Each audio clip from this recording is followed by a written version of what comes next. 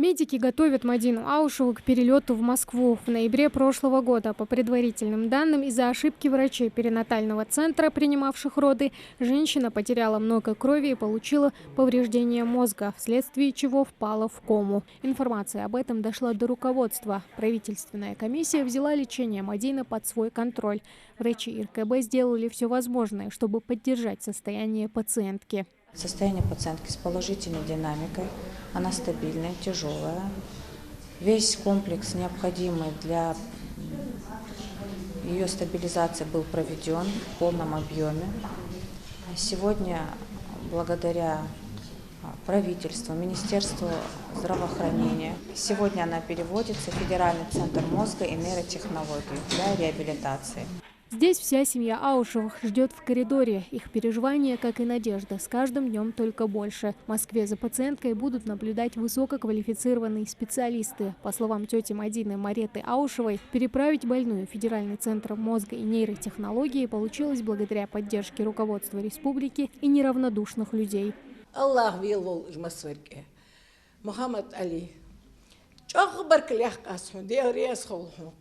حدول شمال الله وارتوه نسخمو تون يالشسن اش داقلات صدقنا به بيرك بخكو داقلات صدوس مصر لامزر تهي خش دعاج ديش ماجدش كي خش شو زرتون تون متصر ازل مخك احسب بيان بتون خيبر جبوتر داج نيخ ملش تخرج بوانا دوتش حخزات تون اروالي شولدات يرت دوتش متي تخوزش متي Массан диалриас холшан, массан бергич мягко бракувало. Хотелось поблагодарить, в частности, врачей, которые работают именно в этой реанимации. Заведующую этой реанимацией Муталиеву Илину, в частности, младший медперсонал Калоеву Розу, Яндиеву девушку.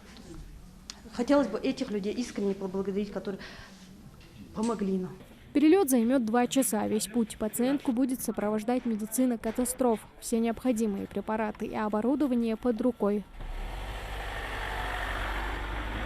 Медики разместили на борту самолета оборудование для поддержания пациентки в стабильном состоянии. Проведать Мадину приехал министр здравоохранения региона. Магомед Башир Балаев попросил руководителя медгруппы информировать его о состоянии больной. Мадину также будет сопровождать ее сестра. Еще что-нибудь, поэтому постоянно 24 часа на 7 на связи, давай мигни. В Москве их встретят специалисты Федерального центра мозга и нейротехнологии. Надеемся, что она перенесет полет благополучно.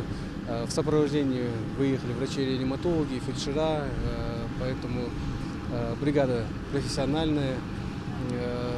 Если какой-то случай экстраординарный случится на борту, помощь всю необходимую смогут оказать. Будем надеяться, что перенесет полет благополучно. Власти региона будут держать ситуацию на контроле, узнавать информацию о состоянии пациентки из первых уст. Мадину Аушеву дома ждут 5 детей. 2 старших сегодня вместе со всеми провожают ее до аэропорта. Они надеются на милость Всевышнего и скорое выздоровление мамы. Каждый день.